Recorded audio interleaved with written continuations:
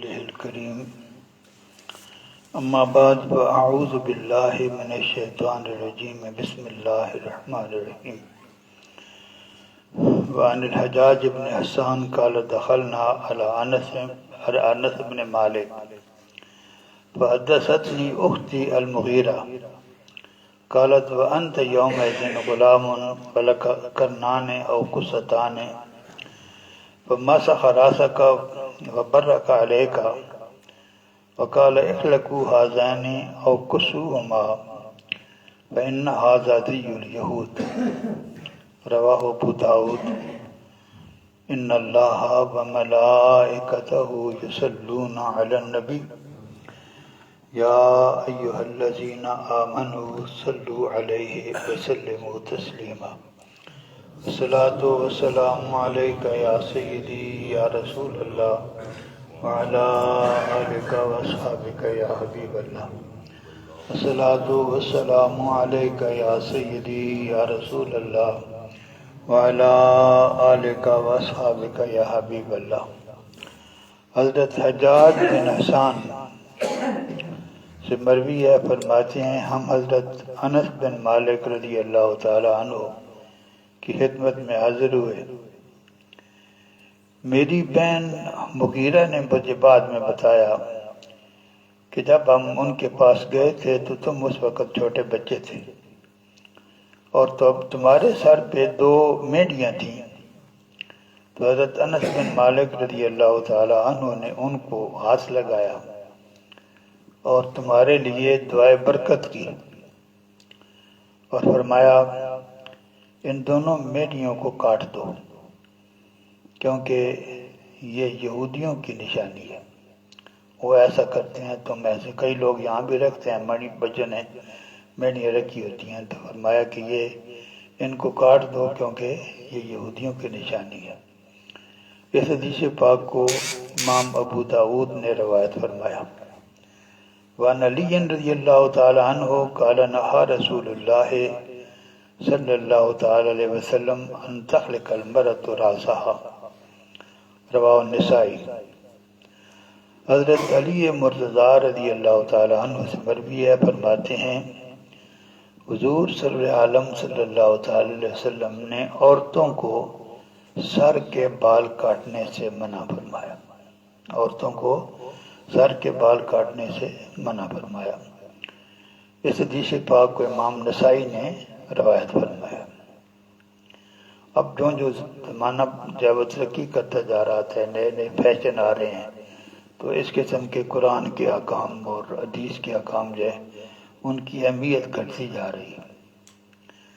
وعن عطاء بن یسار قال کان رسول اللہ صلی اللہ تعالی علیہ وسلم فی المسجد فدخل رجل صائر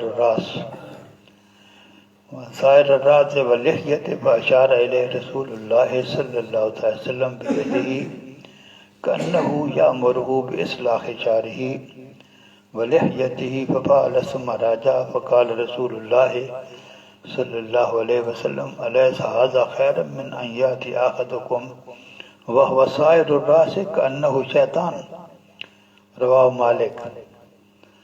حضرت عطاء بن یسار رضی اللہ تعالی عنہ سے مروی ہے، فرماتے ہیں حضور صلی عالم صلی اللہ تعالی علیہ وسلم مسجد میں تشریف فرما تھے۔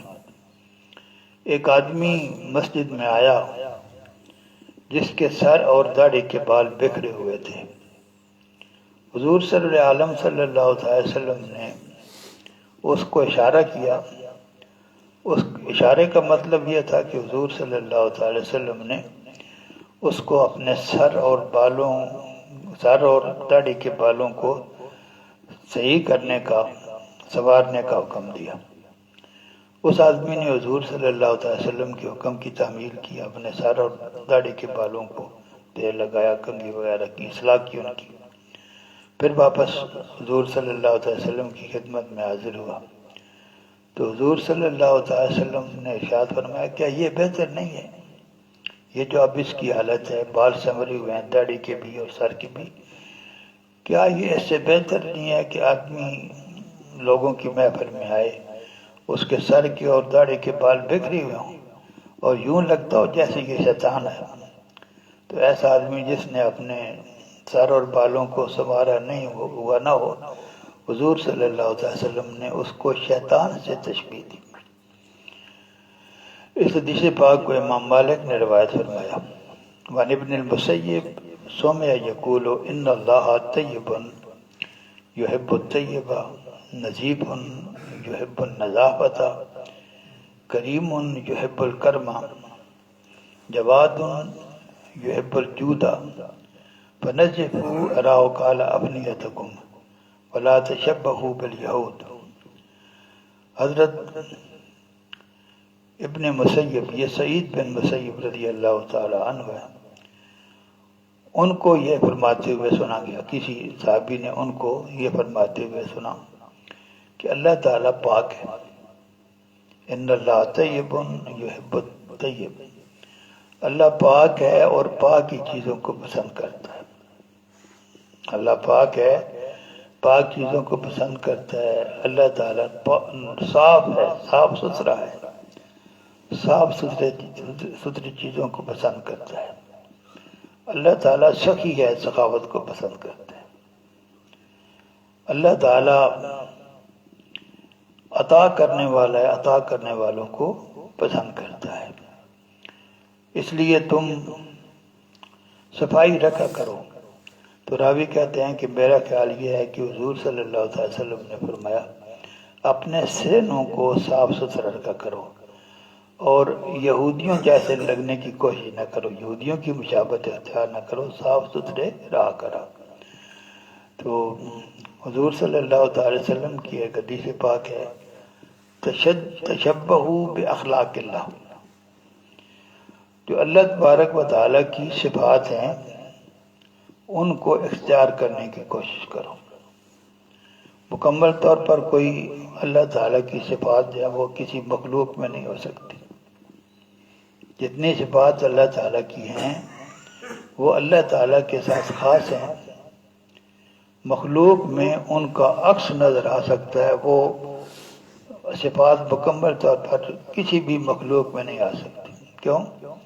اللہ تعالیٰ کی صفات جو ہیں وہ قدیم ہیں، یہ ٹرمینالوجی ہے اسلامیات کی۔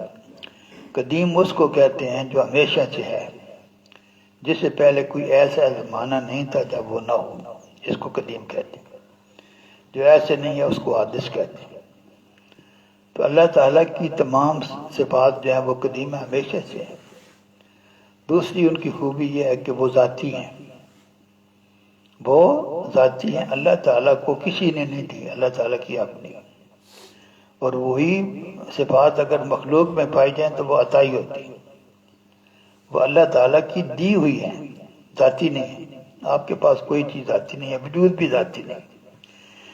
اور تیسرا، اللہ تعالیٰ کی صفات لامحدود ہیں، ان کی حد کوئی نہیں، اور وہی صفات جب مخلوق میں آئیں گی تو وہ محدود ہوں گی۔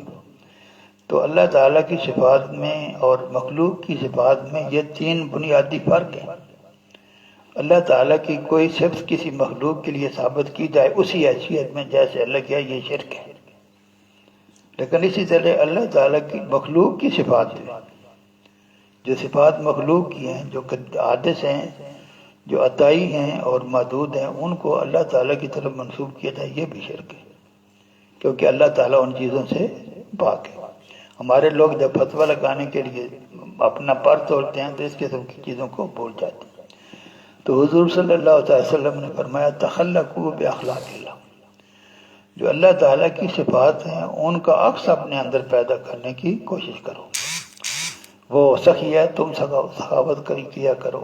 وہ مہربان ہے، معاف کرنے والا ہے، تم بھی معاف کرنے کی صفت جو پیدا کیا کرو۔ اللہ تعالیٰ علیم ہے، فوراً پکڑتا نہیں ہے، پکڑ سکتا ہے لیکن پکڑتا نہیں ہے۔ یہ صرف تم بھی اپنے اندر پیدا کرنے کی کوشش کرو۔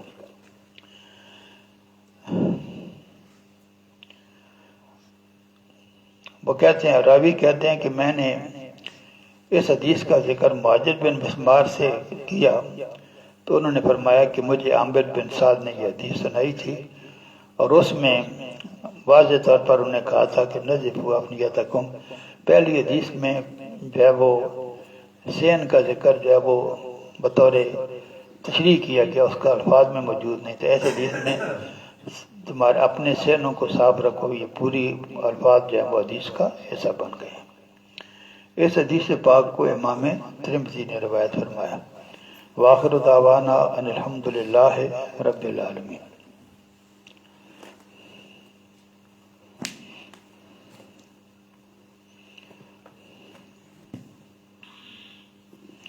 پانی کی 5 قسمیں ہم کل پڑھ رہے تھے۔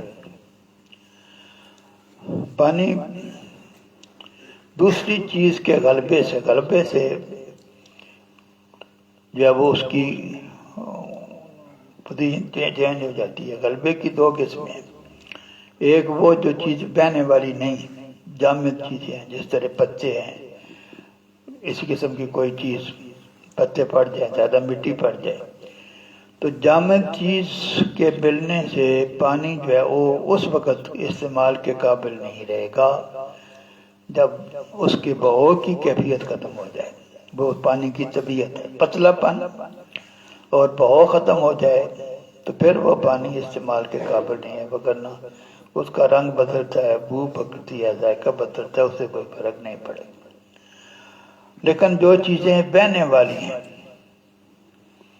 جس طرح پانی کے اندر بہاؤ ہے، اور بھی ایسی چیزیں جو لیکوڈ ہے، لیکوڈ اگر مل جاتا ہے پانی میں تو وہ لیکوڈ جو ہے اس کی 2 قسمیں ہوتی ہیں۔ بعض وہ ہوتی ہیں جن کی 2 صفات ہوتی ہیں۔ صفات سے مراد رنگ، بو اور ذائقہ ہے۔ کچھ 2 صفات والی جو ہے وہ ہوتے ہیں اپنا لیکوڈ، اور کچھ میں 3 ہوتے ہیں۔ دودھ میں 2 ہیں، دودھ کا رنگ ہے اور ذائقہ ہے، بو نہیں ہوتی۔ تو جس کی 2 صفات ہیں، ان میں سے اگر ایک صفت جو ہے وہ پانی میں ظاہر ہو جائے تو اس کے سے یہ کہا جائے گا کہ اس پہ دوسری چیز غالب آ گئی ہے۔ دودھ میں پانی آپ نے ملا دیا، وہ پانی سفید نظر آنے لگا ہے، تو اب یہ کہا جائے گا کہ اس پانی پہ دودھ کا غلبہ ہو گیا ہے، اب یہ پانی جو ہے وضو کے لیے استعمال نہیں ہو سکتا۔ اسی طرح اگر اس کا ذائقہ بدل گیا ہے، ذائقہ دودھ کا آتا ہے، تو پھر آپ اس سے وضو نہیں کر سکتے۔ تو یہ تو حکم اس کا ہے جس لیکوڈ میں 2 صفات ہیں۔ بعض ایسی ہوتی ہیں جن میں 3 صفات ہوتی ہیں، جیسے سرکہ ہے، اس کا رنگ بھی ہے، بو بھی ہے، ذائقہ بھی۔ تو ایسا لیکوڈ جس کی 3 صفات ہیں، اس میں سے اگر اس کی 2 صفات جو ہیں وہ پانی کے اندر ظاہر ہو جائیں تو یہ کہا جائے گا کہ اس پانی پر سرکے کا غلبہ ہو گیا۔